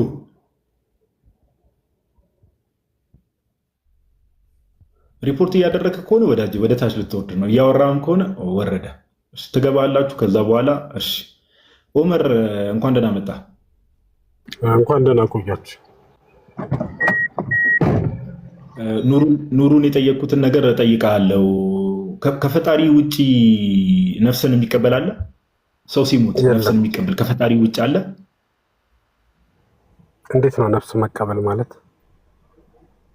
ለምሳሌ መጽሐፈ መክብብ ምዕራፍ 12 ላይ አንድ የሚነገር ነገር አለ። አንድ ሁለት ጥቅሶችን ላንብብልህ እንድትረዳው ስለፈልግ። ታች ያላችሁ ሰዎች በደንብ አንድረስ ስሙ። መጽሐፈ መክብብ ምዕራፍ 12 ቁጥር 7 ላይ እንደዚህ ይላል፣ አፈርም ወደ ነበረበት ምድር ሳይመለስ ነፍስም ወደ ሰጠው ወደ እግዚአብሔር ሳይመለስ ፈጣሪን አስብ ይላል። ኦኬ። ስለዚህ ነፍስ ምንድን ነው? ሲጀምር ህልውናውን የሰጣት እግዚአብሔር ስለሆነ ፈጣሪ ስለሆነ ወደዛ ትመለሳለች ይላል። አንድ ደግሞ መዝሙረ ዳዊት ላይ አንድ ክፍል አንብብልህ ምን እያልኩ እንደሆነ እንድትረዳ። መዝሙር 31 ላይ መዝሙር 31 ላይ ቁጥር 4 እና ቁጥር 5 ላይ እንዲህ የሚል ቃል እናገኛለን። መዝሙር 31 ቁጥር 4 ላይ አንተ መታመኛዬ ነህና ከደበቁብኝ ወጥመድ አውጣኝ፣ በእጅ ነፍሴን እሰጣለሁ፣ የእውነት አምላክ አቤቱ ተቤዥተኸኛል ይላል። በእጅ ነፍሴን እሰጣለሁ። አሁን እዚህ ጋር ያው ዳዊት እንደምታውቀው ለያህዌ ነው እንደዛ ብሎ እየጠየቀ ያለው፣ በእጅ ነፍሴን እሰጣለሁ እያለ ያለው። ስለዚህ ከያህዌ ውጭ ወይም ደግሞ ከእውነተኛው አምላክ ውጭ ከእውነተኛው ፈጣሪ ውጭ ነፍስን የሚቀበል አካል አለ? ኦመር የለም አይደል? እሺ በጣም ጥሩ። እሺ ታች ያላችሁ ሰዎች ወንድማችን ኦመር ያለውን ነገር በደንብ ተከታተሉ። እሺ ለእናንተም ስለሚሆናችሁ ነው። ከፈጣሪ ውጪ ከእውነተኛው አምላክ ውጪ ከፈጣሪ ውጪ ነፍስን የሚቀበል አካል የለም። ነፍስን ማንም መቀበል አይችልም። ኦኬ፣ ይሄ በጣም መታወቅ ያለበት ነገር ነው። እሺ ወንድማችን ኦመር ይሄንን ነገር ኮንፊርም ካደረክልን አዲስ ኪዳን ላይ ልምጣልና የሐዋርያት ሥራ ምዕራፍ 7 ላንብብልህ ከቁጥር 55 ጀምሮ በደንብ ተከታተል ኦመር። እሺ ከቁጥር 51 ጀምሮ የእስጢፋኖስ ታሪክ አለ። ኦኬ የእስጢፋኖስ ታሪክ አለ እና ቅዱስ ጳውሎስ ያው እንግዲህ እስጢፋኖስን በሚገድሉበት ሰዓት ማለት ነው እንዲህ ይላል። የሐዋርያት ሥራ ምዕራፍ 7 ላይ እናንተ አንገተ ደንዳኖች ልባችሁም ጆሮአችሁም ያልተገረዘ እናንተ ሁልጊዜ መንፈስ ቅዱስን ትቃወማላችሁ። አባቶቻችሁ እንደተቃወሙት እናንተ ደግሞ ከነቢያትስ አባቶቻችሁ ያላሳደዱት ማን ነው? የጽድቁን መምጣት አስቀድመው የተናገሩትን ገደሏችሁ። በመላእክት ስርዓት ግን ሕግን ተቀበላችሁ ያልጠበቃችሁት እናንተም አሁን እርሱን አሳልፋችሁ ሰጣችሁት ገደላችሁትም ይላል። ይህንን እየተናገረ ያለው እስጢፋኖስ ኦመር ለአንተ ሪፈረንስ እንዲሆን ነው። እስጢፋኖስ በአይሁድ ፊት ነው እየተናገረ ያለው ይህን ነው። ገደላችሁት ክርስቶስን እያለ ቁጥር 54 ላይ እንደዚህ ይላል። ይህንንም በሰሙ ጊዜ በልባቸው በጣም ተቆጡ፣ ጥርሳቸውንም አፋጩበት። መንፈስ ቅዱስንም ቁጥር 55 ላይ በደንብ ትኩረት አድርግ። መንፈስ ቅዱስንም ተሞልቶ ወደ ሰማይ ትኩር ብሎ ሲመለከት የእግዚአብሔር ክብርንም ኢየሱስንም በእግዚአብሔር ቀኝ ቆሞ አየ ይላል። በመንፈስ ቅዱስ ተሞልቶ ቀና ብሎ ሲመለከት ኢየሱስን በአብ ቀኝ አየው፣ በእግዚአብሔር ቀኝ አየው። ከዛ ቁጥር 56 ላይ ቅዱስ እስጢፋኖስ ምን ይላል? እነሆ ሰማያት ተከፍተው የሰው ልጅም በእግዚአብሔር ቀኝ ቆሞ አያለው አለ። በታላቅ ድምፅም እየጮሁ ጆሮአቸውን ደፈኑ፣ በአንድ ልብም ሆነው ወደ እርሱ ሮጡ፣ ከከተማም ወደ ውጭ አውጥተው ወገሩት። ማንን? እስጢፋኖስን ወገሩት። ምስክሮችም ልብሳቸውን ሳውል በሚሉት በአንድ ጎበዝ እግር አጠገብ አቁሞ አኖሩ። ቁጥር 59 ላይ እንደዚህ ይላል፣ በደንብ አስተውል። እስጢፋኖስም ጌታ ኢየሱስ ሆይ ነፍሴን ተቀበል ብሎ ሲጠራ ይወግሩት ነበረ። ቁጥር 60 ላይ ምን ይላል ደግሞ? ተንበርክኮም ጌታ ሆይ ይህን ኃጢአት አትቁጠርባቸው ብሎ በታላቅ ድምፅ ጮኸ። ይህንን ብሎ አንቀላፋ። ሳውልም በእርሱ መገደል ተስማምቶ ነበር ይላል። አሁን ኦመር ቁጥር 59 ላይ እስጢፋኖስም ማንን ነው ነፍሴን ተቀበል ያለው? ኦመር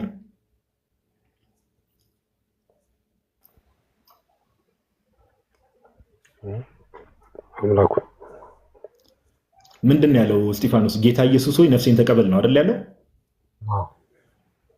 አይደል? በጣም ጥሩ። ስለዚህ ቅድም ደግሞ አንድ የተስማማንበት ነገር አለ ስንገባ። ምን የሚል ነገር ተስማማን? ከአምላክ ውጭ ከያህዌ ከእውነተኛው አምላክ ውጭ ከእውነተኛው ፈጣሪ ውጭ ነፍስን የሚቀበል አካል የለም ብለናል አይደል? ስለዚህ በዚህ ክፍል መሰረት ኢየሱስ እውነተኛ አምላክ ነው ወይስ አይደለም? አንተ የጠየከኝ ጥያቄ መጀመሪያ ስለ ፊዚካል ቦዲ እና ስለ ፊዚካል ነፍስ ነው። ግን አሁን ቅድምም ስታወሩ እንደነበረው መዝሙር 31 ፊዚካል እና አንተን በለመለየቱን ተውና መዝሙር 31 ላይ አቤቱ ነፍሴን በእጅ እሰጣለሁ ብሎ መዝሙረኛው ዳዊት ጠይቋል። እዚህ ጋርም ቅዱስ እስጢፋኖስ ጌታ ኢየሱስ ሆይ ነፍሴን ተቀበል ብሏል። ስለዚህ ከእውነተኛው አምላክ ውጭ ነፍስን የሚቀበል አለ ወይ ብዬ ስጠይቀ ማንም የለም ብለኛል ከእውነተኛው አምላክ ውጭ። ስለዚህ ቅዱስ እስጢፋኖስ ጌታ ኢየሱስ ሆይ ነፍሴን ተቀበል ብሎ ሲጣራ ይወግሩት ነበር ይላል። ስለዚህ ኢየሱስ ክርስቶስ በዚህ ክፍል መሰረት እውነተኛ አምላክ ነው ወይስ አይደለም? ይሄ ስለ አምላክነቱ እኮ ያገናኘውም አሁን ያልከኝ እኔ እንዳውራ ታደርገኛለህ። ሰምቻለሁ ደግሞ ላውራ። አይ ከአምላክ ውጭ ነፍስን መቀበል የሚችላለ እኮ ፊዚካል ነፍስና ማለት መግደል መፍጠር የሚለውን አይደለ ነፍስ ያልከኝ? ነፍስ ሰው እየሞተ ባለበት ሰዓት ላይ ነፍሴን ተቀበል። ነፍስ ስንት አይነት ነፍስ ነው ያለው እንዴ? እኮ ለምሳሌ እንደ ቅድም ስታወሩ እንደነበሩት እኮ ዘላለማዊ ህይወት ማለት ላይክ እኔ ስለሱ አልገባውም። እኔ ስለ ዘላለም ህይወት ውስጥ አልገባውም። ኦመር ሌላ ቦታ ዳዊት ለምሳሌ አቤቱ ነፍሴን በእጅ እሰጣለሁ ሲል የትኛውን ነፍስ ነው እያወራ ያለው?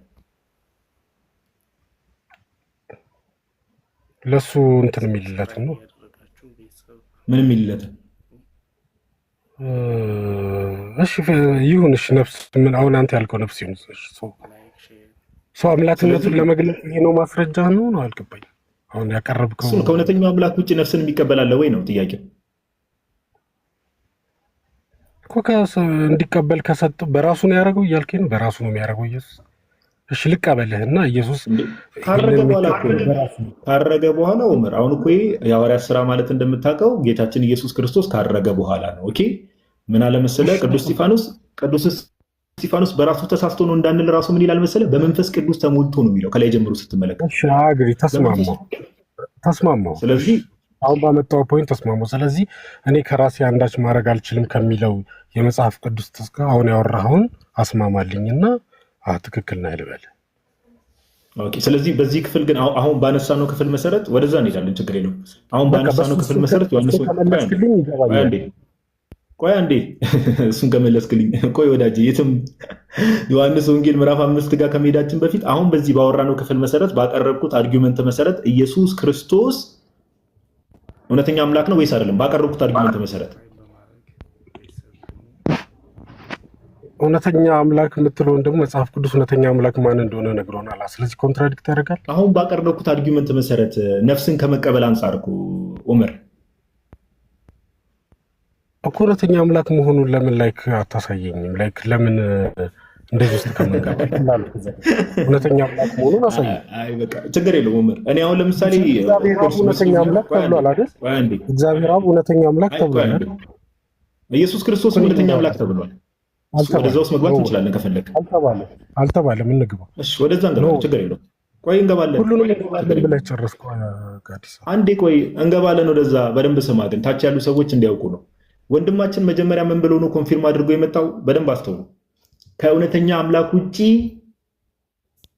ኦኬ፣ ከእውነተኛ አምላክ ውጪ ነፍስን የሚቀበል አካል የለም ብሏል። ነፍስ እንግዲህ ብዙ አይነት ነፍስ አለ። የለም ሲጀምር ነፍስ ናት። በቃ አለቀ። ሰው ስጋና ነፍስ አለው። ነፍስ ናት። አለቀ። ስለዚህ የሰውን ነፍስ መቀበል የሚችል ቅድም እኮ መጽሐፈ መክብብ ምዕራፍ 12 ቁጥር 6 እና 7 ያነበብኩልህ ለዛ ነው። ነፍስም ወደ ፈጠራት ወደ እግዚአብሔር ትመለሳለች እኮ ያልኩ ከዛ አንጻር ነው። ስለዚህ ከእውነተኛው አምላክ ውጪ ወንድማችን ኦመሬቱ ጋር የተናነቀው ከተባለ ከእውነተኛው አምላክ ውጪ ነፍስን የሚቀበል አካል የለም የሚለውን ነገር ተስማምተን ስንመጣ የሐዋርያት ሥራ ምዕራፍ 7 ላይ መጣንና ቅዱስ እስጢፋኖስ ምን አለ? ጌታ ኢየሱስ ሆይ አለ። ክርስቶስ ካደረገ በኋላ ጋይስ ጌታ ኢየሱስ ሆይ ነፍሴን ተቀበል። ምን አለ? ነፍሴን ተቀበል። ስለዚህ ኦመር በተስማማው መሰረት እውነተኛው አምላክ ከሆነ ነፍስን የሚቀበለው ቅዱስ እስጢፋኖስ በመንፈስ ቅዱስ ተሞልቶ ነፍሴን ተቀበል ብሏል።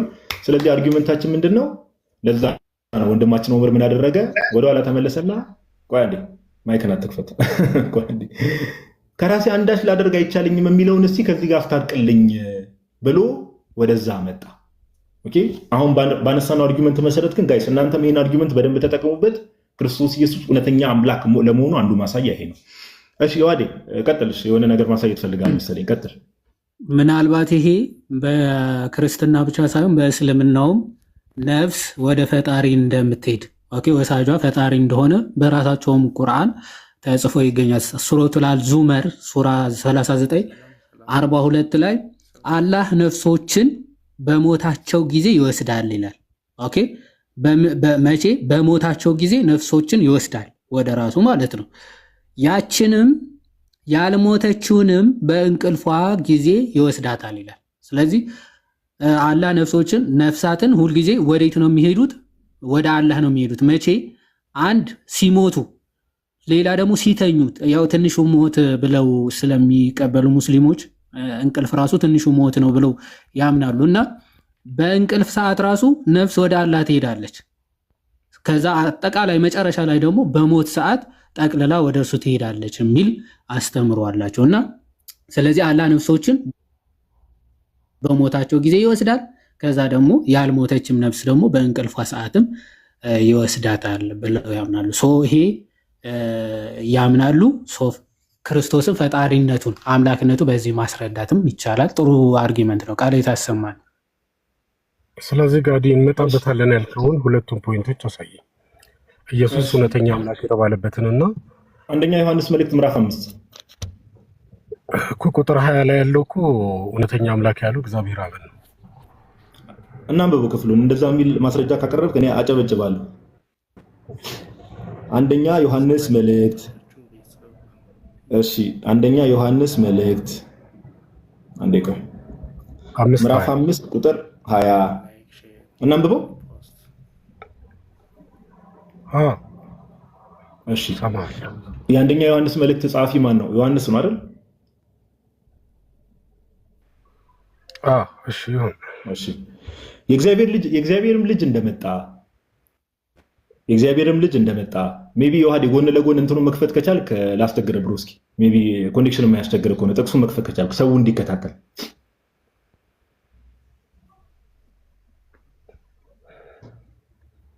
ዮሐዴ ካለ ማለት ነው።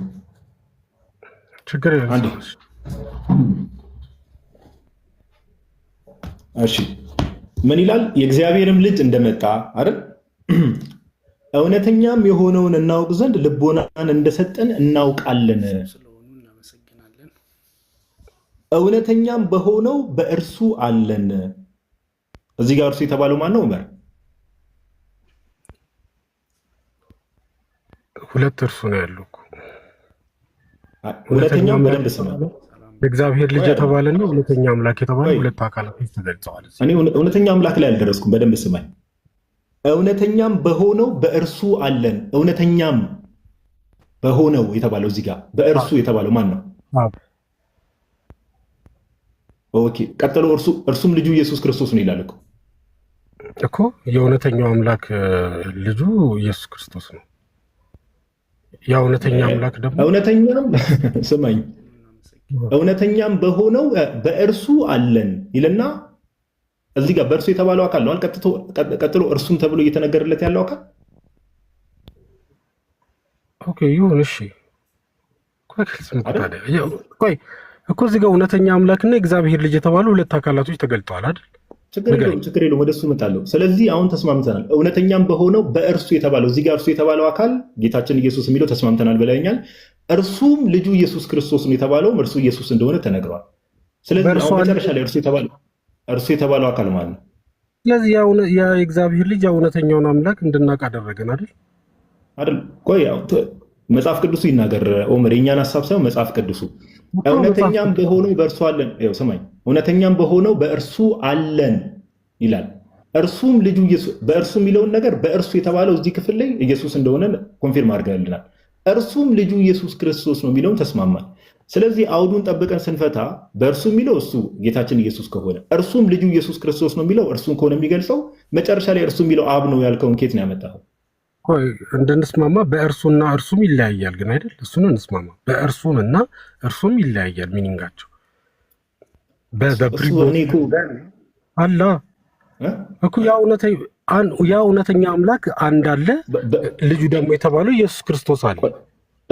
ያንተን ሀሳብ አይደለም ኦመር፣ ያንተን ሀሳብ ሳይሆን በእርሱ ሲል አንዴ ስማኝ፣ በእርሱ ብሎ ሲናገር ስለ ሳብጀክቱ ነው እየተናገረ ያለው አይደል? ሳብጀክቱ ማን ነው? የእግዚአብሔር ልጅ ነው አይደለም? ለምን እንድናቅ መጀመሪያ የተደረገው እውነተኛውን ነው እንጂ እውነተኛውን ልጁን ያሳወቀው በልጁ ያወቀው። አሁን እኮ ማለት ምን ያስቃል? ኦመር እሺ በቃ ተጨማሪ አድርገን ሜቢ ዮሐድ ይቀጥላል። አንዴ ቆይ መጨረሻ ላይ አንዴ ስማ። እኔም ላወራ ጋዲሳ እኔ እኮ እያወራሁ አይደለም፣ ዝም ብዬ እየሰማሁ አይደለም። አንተ እንድትማርና እሺ እርሱ የተባለው እውነተኛ አምላክና የዘላለም ሕይወት ነው ይላል አይደል? አብ ነው አይደል እያልክ ያለኸው? በኤንድ ኮንጃክሽን ኤንድ አለ። ስለዚህ እውነተኛ አምላክ የተባለ አለ፣ ልጁ የተባለ አለ። ኤንዱን ካይን ለማንሳት ነው መጽሐፍ የዮሐንስ ወንጌልም ሆነ የዮሐንስ መልእክታት በአጠቃላይ አብ አንድ ቦታ የዘላለም ሕይወት ተብሎ ተጠርቷል? ከዚህ ክፍል ውጭ አብ የዘላለም ሕይወት ሁለቱም ተጠቅሷል። 17:3 ላይ ዮሐንስን የጻፈው አላል? ዮሐንስ በጻፈው 17:3 ከዚህ ክፍል ውጭ አብ የዘላለም ሕይወት ተብሎ ተጠርቷል መጽሐፍ ቅዱስ ላይ የዮሐንስ ጽሑፎች ላይ? እስቲ የቱ ጋር? 17:3 ዮሐንስ 17:3 እውነተኛ አምላክ ይከፈትለት። አብ የዘላለም አይደለም የጠየቅኩህን ስማኝ። አብ የዘላለም ሕይወት ተብሎ ተጠርቷል። የኔ ጥያቄ አብ የዘላለም ሕይወት ተብሎ ተጠርቷል። አብ ራሱ ለምን? አንደኛ ዮሐንስ መልእክት ምዕራፍ 5 ቁጥር 20 ላይ እርሱ እውነተኛ አምላክና የዘላለም ሕይወት ነው የተባለው እርሱ የተባለው አካል አየህ። ስለዚህ አብ የዘላለም ሕይወት ተብሎ የተጠራበትን ከዮሐንስ ወንጌል ልታሳየን ነው ሌላ ክፍል ላይ። እኔ ኢየሱስ ክርስቶስ ግን የዘላለም ሕይወት ተብሎ እንደተጠራ ሌላ ክፍል የዮሐንስ ጽሑፍ ላይ ማሳያለሁ።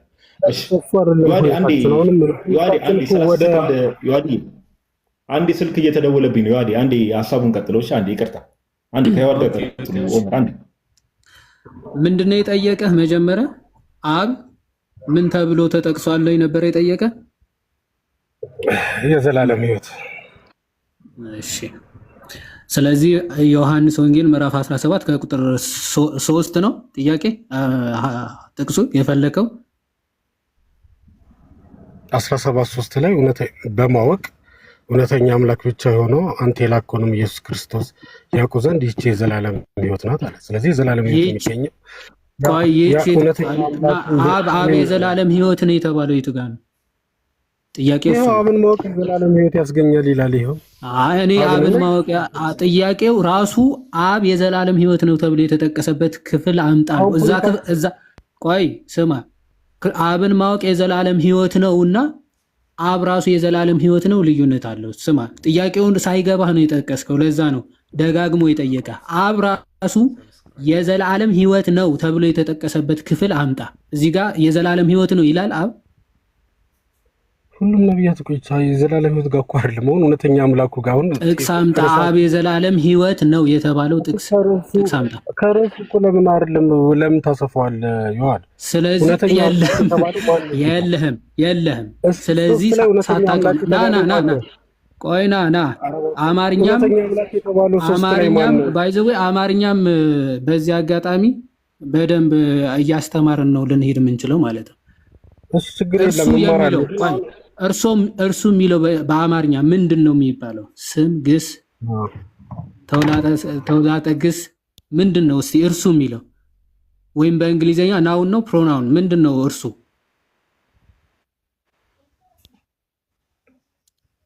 ጥቅሙ እርሱ ታውቀዋለህ? ምንድን ነው በአማርኛ ሰዋሰው ከምንድነው የሚመደበው? ከስም ከግስ ምናምን ከምንድነው የሚመደበው? እስኪ አያውቀውም። እሺ የዚህ አረፍተ ነገር የቁጥር 20 አረፍተ ነገር ሰብጀክቱ ማን ነው? ባለቤቱ ማን ነው? ኡመር አርኪቴክቸር ሁለት እውነተኛ አምላክ። ሰብጀክቱ ማን ነው? ባለቤቱ የዚህ አረፍተ ነገር ባለቤቱ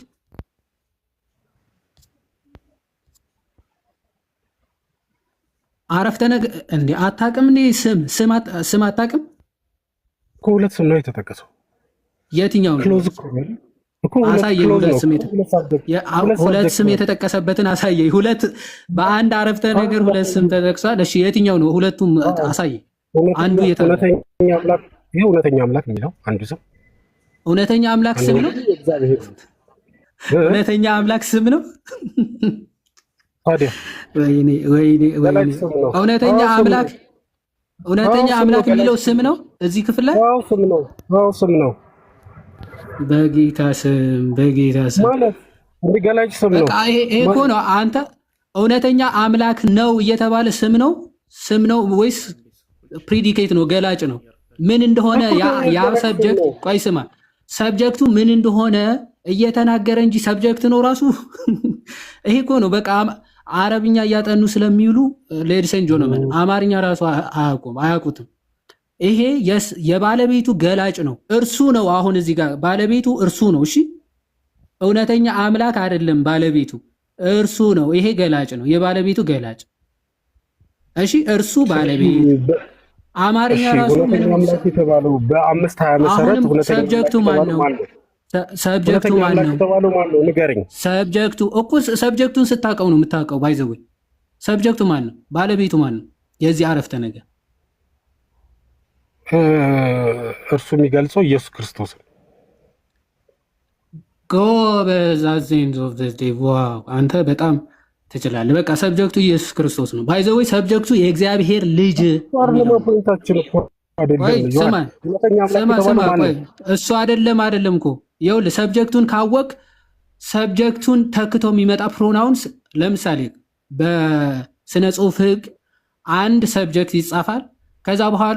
ከዛ በኋላ ሰብጀክቱን ሪፒት ላለማድረግ ፕሮናውንስ ነው የምትጠቀመው። ወይም ደግሞ ለምሳሌ ጋዲ የዚህ ሀገር ተወላጅ ነው እርሱ እያልኩ ከዛ በኋላ ጋዲ እያልኩኝ መጥቀስ አይጠበቅብኝ። እርሱ እያልኩኝ ከጠቀስኩኝ በቃ ስለ ጋዲ ነው እያወራ ያለሁት ማለት ነው። ሰብጀክቱ የሚጀምረው የእግዚአብሔር ልጅ ነው። የእግዚአብሔር ልጅ ነው። ያው እውነተኛውን እንድናውቅ ያደረገን አይደል? እውነተኛ የሆነው እሱ ነው። እርሱ ነው እውነተኛው። እሺ እዚህ ጋር ሁለት የተገለጹ ፐርሰኖች፣ ሁለት የተገለጠ የለም፣ አንድ ነው። ስለ አንድ ነው። የትኛውን ሁለተኛው አምጣ። የታለ ሁለተኛ አምላክ ሌላ እንደሆነ የሚናገረው የቱ ጋር ነው? ሰብጀክት የቀየረበትን አሳየኝ። የእግዚአብሔር ልጅ እንደመጣ የእግዚአብሔር ልጅ አንዴ ያዝ፣ አትፍሩት፣ ተረጋጋ። የእግዚአብሔር ልጅ የተባለው ማን ነው? ኢየሱስ ክርስቶስ። ጎበዝ። አቤት ዑመር።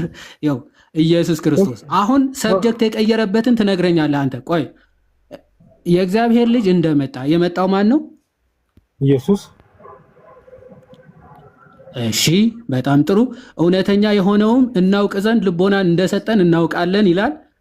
እውነተኛ የሆነውን እንድናውቅ እውነተኛ የተባለው ማን ነው? ላይክ እግዚአብሔር አብን እንድናውቅ ያደረገን እግዚአብሔር አብ ነው። እግዚአብሔር አብ ነው እዚህ ጋር እውነተኛ። እሺ ራሱ ይመልሰዋል ማን እንደሆነ።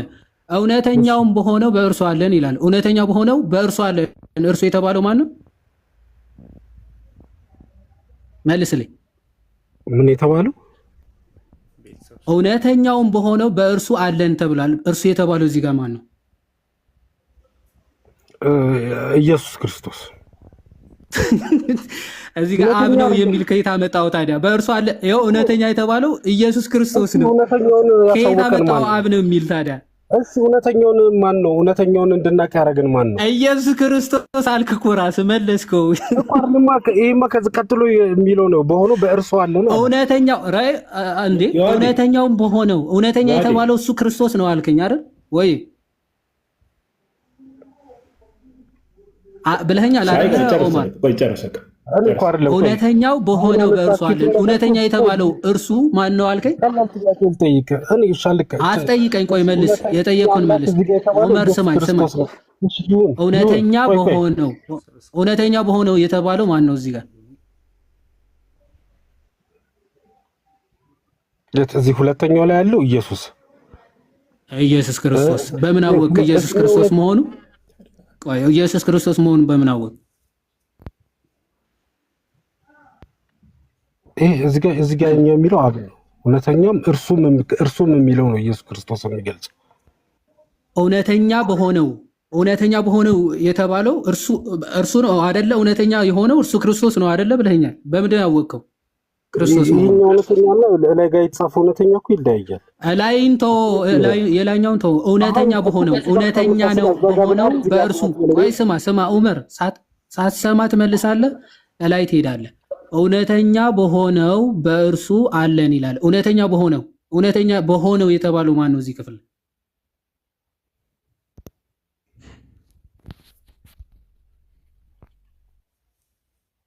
እውነተኛም በሆነው በእርሱ አለን የተባለው ማን ነው? አብ ነው። እርሱ የተባለው አብ ነው። እርሱ የተባለው አብ ነው። እሺ ስሙ መልሱ። ዮሐንስ ግን ቆይ ዮሐንስ ይመልሰዋል። አንዴ ዮሐንስ ይመልሰዋል። እርሱም ልጁ ኢየሱስ ክርስቶስ ነው ይላል። ከየት አመጣው አብ ነው የሚል? በእርሱ እርሱም ልጁ ኢየሱስ ክርስቶስ ነው። እርሱ የተባለው ልጁ ኢየሱስ ክርስቶስ ነው እያለ ነው። አብ የሚለው ከየት አመጣው እኮ? አሁን አንተ እያልከኝ ያለው ዮሐድ ለምንድን ነው እንትን የምትለው? እዚህ ጋር ሁለት አካላት አልተገለጹም እያልከኝ። እርሱም የሚለው ልጁ ኢየሱስ ክርስቶስን ነው ይላል። ከየት አመጣው አብ ነው የሚል ጥያቄው። እሺ ስለዚህ እውነተኛ አምላክ የተባለው ኢየሱስ ክርስቶስ ነው። ስለዚህ አትበል። ከየት አመጣው? መጀመሪያ ከየት አመጣው? ዋሽቻ ነው። ይቅርታ በልሽ። አብ የሚል የለም፣ ራሴ ነኝ ያመጣሁት በል። መጽሐፉ ዮሐንስ ቀጥታ እርሱ የተባለው ልጁ ኢየሱስ ክርስቶስ ነው እያለ አንተ አብ ነው ብለህ ተናግረሃል። ስለዚህ ዋሽተህበታል ዮሐንስ ላይ። ይቅርታ ጠይቅ። ታማኝ ከሆንክ ለህሊና አንተ ነው የዋሸው። የኔ መልሱ ትክክል መሆኑ በምን እንደምታውቃለህ? አብ ነው የሚል አምጣ። እኔ ከዋሸው አብ ነው የሚለው አምጣ። 17:3 አነበብን እኮ ቅድም 17:3 ላይ ያው ተገለጠ። 17:3 ላይ አይደለንም ያለነው ወዳጅ።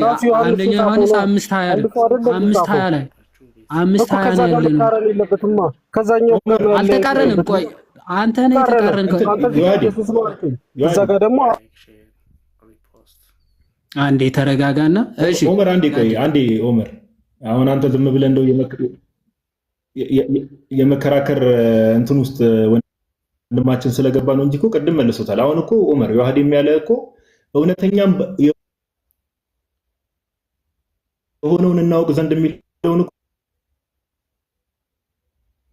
ምንም ጥያቄ የለውም። ዮሐድ ቅድም ነግረዋል። እውነተኛም የሆነውን ዘንድ እውነተኛ የተባሉ ሁለት አካላት አሉ እዚህ ጋር። እውነተኛም የሆነውን እዚህ ጋር እውነተኛ የተባለው አብ ነው። ከላይ እውነተኛም የሆነው የተባለው ግን አውዱ ሳብጀክቱ የክፍሉ ሳብጀክት ዮሐዴ ድምጽ ይሰማል? ቪዲዮ ስላበራ መሰለኝ ዮሐዴ ስታክ ያደረክ ነው ወይስ ስታክ ማድረግ ይሰማል? እኮ ስታክ ያደርጋል። ቆይ ለዝጋዎች ያንተ ድምጽ ቪዲዮ ትንሽ እንትን እያደረገ ነው ቆራረጠ መሰለኝ። እሺ እና ምንድነው ኦማር አሁን የዋድ የከፈተው ላይ የዋድ እኮ ቅድም ምንም እሱን እኮ ከላይ ያለው ክፍል ቁጥር 20 ላይ እግዚአብሔር ልጅ እንደመጣ እሺ አንዴ ነው ይላል። አንዴ እያወራ አይደል? ምንድነው አንዴ ላውራ እኔ ቆይ ልመጣልህ እኮ ነው። ቅድም እኮ መሀል ላይ ስልክ ገብቶብኝ ነው ከዋድ ጋር ቀጥል ያልኩህ እንጂ ልመጣልህ ነው። ቆይ የእግዚአብሔር ልጅ እንደመጣ እውነተኛም የሆነውን እናውቅ ዘንድ ልቡናን እንደሰጠን እናውቃለን ይላል። እውነተኛም የተባለው እዚህ ጋር ምንም ጥያቄ የለውም። የዋድም ቅድም ነግሯል። ከላይ ያለው እውነተኛ የመጀመሪያው እውነተኛ የተባለው ማን ነው? አብ ነው። ልቡናን እንደሰጠን እናውቃለን የተባለው ልቡናን የሰጠን ማን ነው? ልጁ ነው አይደል? ዑመር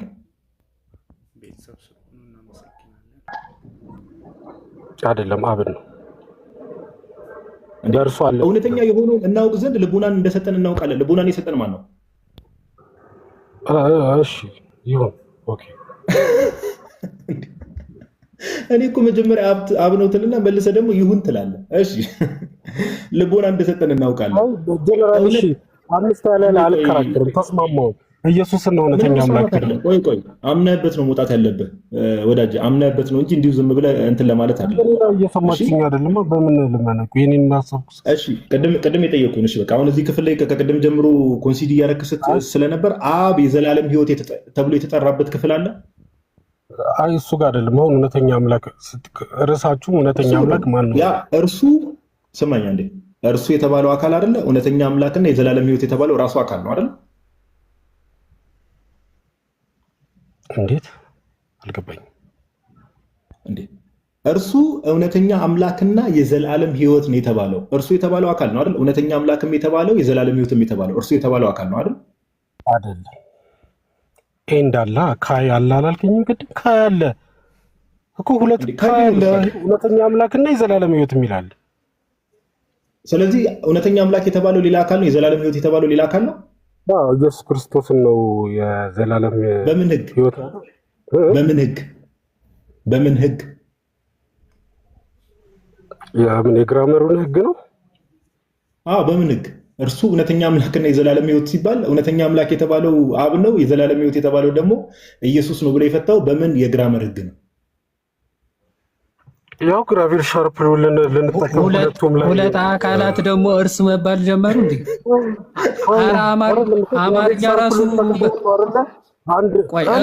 እርሱ እያለ ስማኝ፣ እርሱ ነው እነርሱ ነው የሚለው። አንዴ እስቲ እርሱ ወይስ እነሱ ነው የሚለው? ዮሐዴ ቆይ አይደለም። ቆይ አንደኛ አንድ ፐርሰን ነው የሚያሳየው። በየትኛው ግራመር ሕግ ነው ግን እውነተኛ አምላክ የተባለው አብ ነው፣ የዘላለም ሕይወት የተባለው ኢየሱስ ነው ያልከው? በየትኛው የግራመር ሕግ ነው እኮ ይህን ሕግ ልናመጣ የምንችለው? ግራቪር ሻርፕ ሩል ነው አይደል? እሱ ነው ሻርፕ ሩል። ምንድን ነው የሚለው? ጎበዝ ሁለት ናውኖች በካይ እና አንዱ ደግሞ ሳብጀክት ዊዝ በዴፊኒት አርቲክል መሆን አለበት። ያኔ ሁለት የተለያዩ ዲፍረንት ፐርሰኖች ይገልጻል ነው የሚለው። ኦኬ ሻርፕስ ሩል ምንድን ነው የሚለው? ቅድም ጥሩ አመጣ። ሁለት ምን የሆኑ ሲንጉላር ፐርሰናል ናውኖች አይደል? ግራቪር ሻርፕ ሩል እዚህ ጋር መጠቀም አንችልም ልልህ ነው እኮ አንተ እንደሱ እንደምትለኝ ስላወቅ እዚህ መጠቀም አንችልምና ለአንድ ፐርሰን ነው ማለት ነው። አሬ ልጅ ምንድን ነው የሚለኝ ማለት አልገባህም? አሁን በሻርፕ ሩል አሁን ደግሞ መጠቀም አንችልም ይለኛል። ምንድን ነው የምትለኝ እኮ? ግራቪር ሻርፕ ሩል እኮ ስለ ሁለቱ ናውኖች በካይ ከተያያዙ አንድ ፐርሰን እንደሚገልጹ ነው የሚናገረው አይደል? ቆይ እንደዛ ነው አይደል? ሻርፕስ ሩል የሚለው ሁለት ሲንጉላር ፐርሰናል ናውኖች በካይ ከተገናኙና ዴፊኒት አርቲክሉ ዚ የምትለው ዴፊኒት አርቲክል መጀመሪያ ላይ በአንዱ ሳይድ ብቻ ካለ አንድ ፐርሰንን ነው የሚያሳዩት ይላል ሻርፕስ ሩል። ምንም ጥያቄ የለውም። ናውኖቹስ ምን መሆን አለባቸው? ናውኖቹ ምን አይነት ናውን መሆን አለባቸው? ናውኖቹ ኮመን ናውን ነው ፕሮፐር ናውን ፐርሰናል ናውን እኮ ፕሮፐር አይልም። ሲንጉላር ፐርሰናል ናውን ነው መሆን ያለባቸው። አይ ስለ ፕሮፐር ናውን እና ኮመን ናውንም ያወራል ግራቪር ሻርፕ። ፕሮፐር ኔም አይልም። ሲንጉላር ፐርሰናል ናውን ነው የሚለው ሻርፕስ ሩል ወዳጅ። አልከራከርም ሳይሆን እንደዛ ነው የሚለው። ምንድን ነው የምትለው? እንደዛ ያስፈጃምታል። እኔ አንድ ስልክ ስላለኝ እዛው ክፈትና ፕሮፐር ናውን መሆን እንዳለበት ይናገራል። አረ ይህ ልጅ እግዚአብሔርን ያዋርደኝ ከፈተውና እስቲ እኔ ተሳስተሃል በለኝ እስቲ። እኔ አንድ ስልክ ነው ያለኝ አልችልም። ስለዚህ አሁን አንተ ቆይ ስማኝ። ስለዚህ ሻርፕስ ሩል አፕላይ የሚያደርገው ፕሮፐር ኔምም ላለበት አፕላይ ያደርጋል እያልከን ነው? ምን ያደርጋል? ፕሮፐር ኔም ባለበት ወይ ደግሞ ፕሮፐር ኔሞች በካይ ሲገናኙ ሻርፕስ ሩል አፕላይ ያደርጋል እያልከን ነው? በጣም ጥሩ። እሺ ይሄን ማስረጃ ካሳየው ግን አሁን የመጨረሻ ከቅድም ጀምሮ ያው በእርግጥ ብዙ ነገር ኮንሲድ አድርጋል። ከቅድም ጀምሮ ስታወራ የነበረው ነገር እየቀጠፍክ እንደነበረ ማስረጃ አሳያለሁ። እሺ አንዴ ላሳየህ ላውጣለህ። ዮሐዴ እስከዛ ድረስ የምታነሳው ሀሳብ ካለ ድል ውስጥ ብለው እስኪ አንዴ ላሳየህ። ወይኔ ላውራ እስከዛ አንተ እስከምታወራው አንተ ምንድነው የምታወራው? ሚዩት አድርግ እንጂ ወዳጄ ምን ታወራለህ? እስከሚያወጣው አንተ ጋር አንተ ሲጀመር ስለ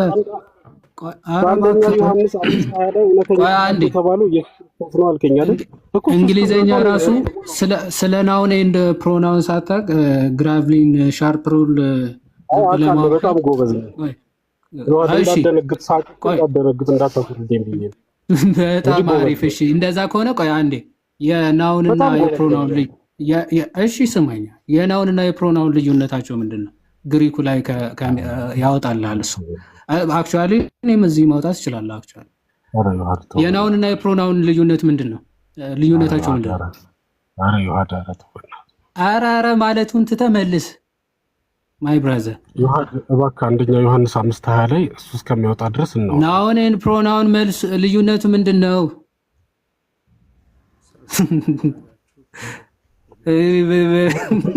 ፕሮናውን እንዴት ትጠይቀኛለህ? እንዴት ትጠይቀኛለህ ትላለህ? እንዴ ስለማታውቅ ነው የምጠይቀው። ማለት የሶስተኛ ክፍል ትምህርት እኮ ነው። መልስ የሶስተኛ ክፍል ከሆነ እስኪ መልስ በሱ ታጨርስ ግድ እሱ ሳይሆን መልስ። አብዱል ቀድር ተቀድሮብህ ነው እንዴ? አትመልስም እንዴ? የሶስተኛ ክፍል እያልክ ሰው ከምታደክም ቀጥታ መልስ። የምትመልስ ከሆነ ክፈት፣ አለበለዚያ ሚዩት አድርገህ ጠብቅ። ትመልሳለህ ወይስ አታውቅም? ናውንና ፕሮናውን መልስልኝ ማለት ነው እንዴ? መልስ። አዎ እስቲ መልስ። ሆነ ይሄን አልመልስም እንዴ? በቃ እንደ ኡሚ ነገድ ስለሆንክ በቃ ሚዩት አድርገህ ስማ። ታዲያ ከማትመልስ ከሆነ ሚዩት አድርገህ በቃ እንዴ ወዳጄ። አልመልስም አልክ አላውቅም ካልክ በቃ ቁጭ ብለህ መማር ነው። ሚዩት አድርገህ ደግመህ ከከፈትክ ከዓባ ልካለው የመጨረሻ ነው። እሺ ቴንክ ዩ። ተመልከቱ ይሄ ሰው ናውንና ፕሮናውን ሳይለይ አሁን ጭራሽ ግሪክ ማለት ነው። ኦኬ ደግመ ሚዩት አድርገዋል። ደግመ ከከፈትክ አስወርዳለሁ። እንትኑን ይሄ የግሪኩን አንዴ እንጨርሰውና ከፍተዋል ወይስ ልክፈትልን? ጋዲ ካሜራ አይ ላሳየው ነበር እዚህ ጋር ቅድም ካሜራውን ላዞር ስልኮ እቺ አለ አይደለ ካሜራ ማዞሪያዋ ምናምን ነገር ኮኔክሽኑ ትንሽ ያዛዝጋል መሰለኝ እንጂ ከፍቼዋለሁ። እዚህ ጋር ቅድም ምን ነበር ያልከን? ለፐርሰናል ለፕሮፐር ኔም አፕላይ ያደርጋል ነበር አይደል ያለን? ኦቨር ያልከን አይደል?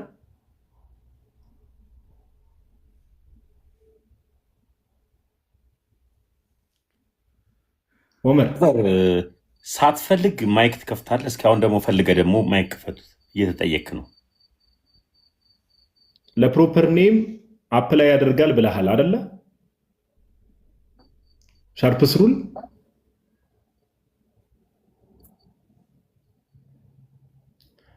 ኦመር ዝምታ ነው መልሴ ነው።